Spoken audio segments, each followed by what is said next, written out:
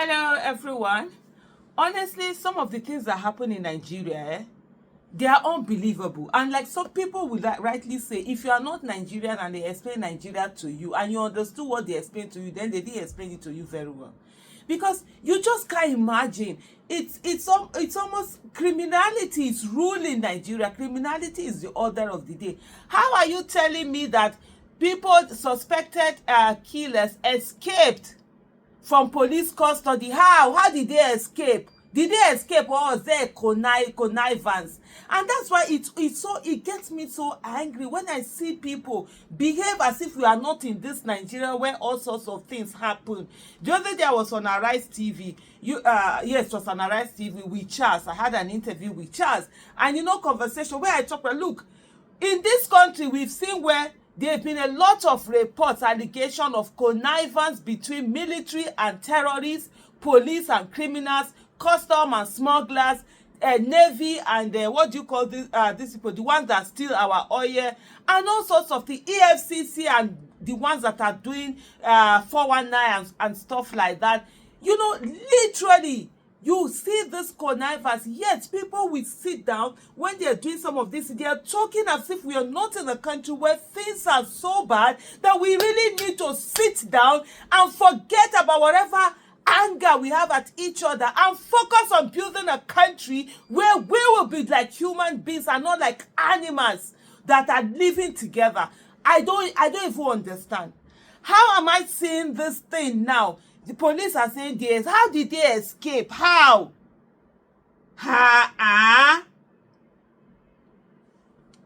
Okay, I shall calm down. Honestly, I'm just sort of like angry. Honestly. You guys remember there's this Anambra lawmaker that was killed in a very heinous manner. They kidnapped him. They took away money from his account. I think I say about 200 million. They killed him. They didn't find him until his body started rotting. The families are going through that pain. So they were able to apprehend the people that did it. You understand? The people that committed the crime, the criminals, they were able to apprehend them. They are certain. Now police are saying that, is it two of them? Two suspected killers of Anambra lawmaker escape from police custody. This is a format police use all the time. Oh Lord have mercy. Let me just read this. It's a gunman on 24 December 2024 abducted the lawmaker before his body was discovered on 6 February by security operatives at 2nd Niger Bridge in Onitsha in Anambra State. Two suspected killers of Justice Azuka, a member of the Anambra State House of Assembly, have escaped from police custody in the state. How did they escape? The police spokesman in Anambra State, Tochukwu Ikenga, disclosed this in a statement on Tuesday night. Premium Times earlier reported that gunmen on 24th December 2024 abducted Mr. Azuka, a member of Anambra State House of Assembly. I'm reading this from Premium Times, by the way. A joint security team on 6, can you imagine, from New Year's Eve? Just imagine what that family went through. But at least now they've even found him. They have closure. You understand? There is a woman who has been crying. Her husband was the Labour Party gubernatorial candidate when during the election that Soludo Iman, so that last Anambra gubernatorial election, they kidnapped him. He was abducted. He was sick. Up till now, he's not back. His father died last year. She's struggling. She's still crying. This one, at least, they are in their own case. It's even better. It's tragic, but it's better. You have closure. Not the one that you don't know where somebody is. Imagine if the body is not found. You'll be hoping against hope. Meanwhile, the person has died. On 6th February, they found him. The police in the state later confirmed that 9 suspected killers of the lawmaker had been arrested. 9 of them were arrested. They were even interviewed. I didn't follow that one because I just couldn't just bring myself to actually follow them. The tragedy of that whole thing. It said, but Mr. Ikenga, superintendent of police, said the commissioner of police in the state, Ikioye Orutugu, received a report on Tuesday that 2 of the suspected killers had escaped. Just hold on a minute. That had escaped from custody. The police spokesperson explained that the 2 suspects who were assisting police operatives had gone out with the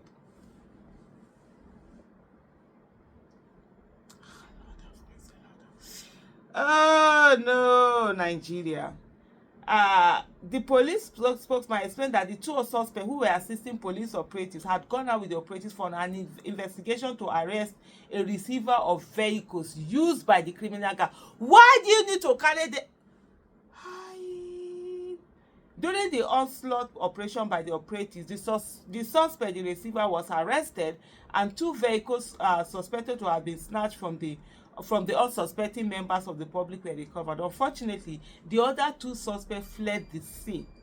They were not, these people are facing death penalty or life imprisonment or whatever. They know their lives is gone.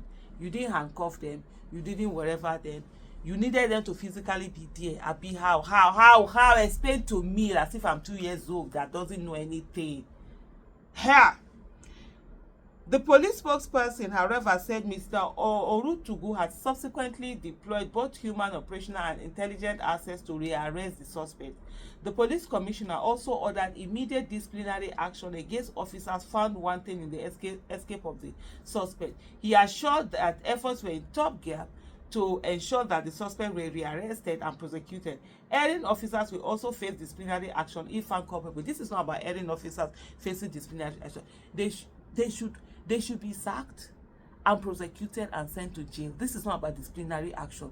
You will see, this looks like connivance. They are planned. Probably money had exchanged had somewhere. And this is a mode of operation of Nigeria police. And I'll give you people a short story. This happened to me. I think it was in 2011. Yes, 2011. That armed robbers went to my warehouse in Kaduna. They went to my warehouse. They went with 2 trailers. Almost 2 trailers, and they carried 2 trailers of tomato paste. I leave tomato paste. That was my tomato paste I was selling them. And these people, to tell you that they knew what they were doing, they carried the most expensive those 1.5 kg, the 400 grams, the 800 grams, and they didn't carry those most, but they carried the most expensive ones and packed them and left 2 trailer loads. You understand? That was the first time that I knew that people used to come and steal with trailer. I didn't know. So what they did, the people that were there, they tied them up. These people operated from, I think they said they came around, was it 10 p.m. at night? And you know, to carry load, it's not easy now to load trailer. They operated almost like 5, or was it 5 early hours of the morning. They left the trailer. So we reported the matter to the police. Initially, normally when it comes to theft, it's just to report. I don't want police wahala. I've never, there was this right from, I think it's my the background of, having military the way they used to be. I don't like all this. It took me a long time to even get to a place where I will not see a uniform person and I'm angry. So I just thought that they were like, okay, no, my Aisha, you leave things too much, just follow this case. So we started. We reported the issue to the police, and then they put this in. The thing about it was that this tomato was my tomato. It was made for me, produced for me in China. I was the only one importing it into Nigeria. It's my product, NAFDAC certified, everything. So anywhere that thing is, I will know if I'm the one that sell it to you. I'm not the one that sell it to you. So the first thing I did was to alert all my distributors all over Nigeria, and I said to them, please, this is what is happening. If you see this tomato anywhere, let me know. So fortunately, it was found in Onitsha market. Yes, Anambra, this same Anambra, Onitsha market. That's where they found. So they found this thing. So we knew the person who had taken it. So we reported to police. If from Kaduna, they said we had to give them money. I think it was 100,000. I gave them 100,000 at that time. A big money. It's not like the way 100,000 is now. For them to be able to go, I'm like, okay, can't you get your Onitsha account? And they say no, they have to get it. I said fine. So when they were going, I gave them. I said, look, this guy. This particular, I gave them my distributors this thing. I said, look, this person is my distributor. Don't go and harass him. So this is the other person. The address, everything, with the number, with the everything. The people's shop. All for the police. So when the police went there, they saw the person. They said they arrested the person. That the person escaped. And guess what? They now went to go and arrest my distributor. I said, no, this is not. This is the one I'm selling to. It's the one. That one had to now bail. They arrest his boy. They have to now bail. So that is my distributor is late now. Chief Okeke, very great man. In my 20-something years of business, that's the man I know with integrity. At my vulnerable moment when I was losing so much, he didn't take advantage of me. Other ones, he didn't. You buy, even when I was saying, "Oga, take, carry this thing, carry," if I didn't even know myself, I would have packed all my tomato and go and drop them in just anytime you finish selling, send me the money. I ended up losing. That tomato business, it almost ruined me, but it's just that we thank God for God, and capacity. Because I got to one place, I was like, Aisha, for you that you grew up in the ghetto, you couldn't eat, to Esther, you are losing so much money. That's progress now. That's why I said to me, I'm this kind of person, whatever situation I find in my life, I can always, it can be worse. That was how I got. My family were afraid. As in, you are selling, no, that's story for another day. Let me just leave it. That was how they went to go and arrest that other person. I had to even pay. I had to beg him, pay for all the expenses that he did at the airport. So police. 2011 to now, the same mode of operation, they never change. Police should be ashamed of yourself, honestly.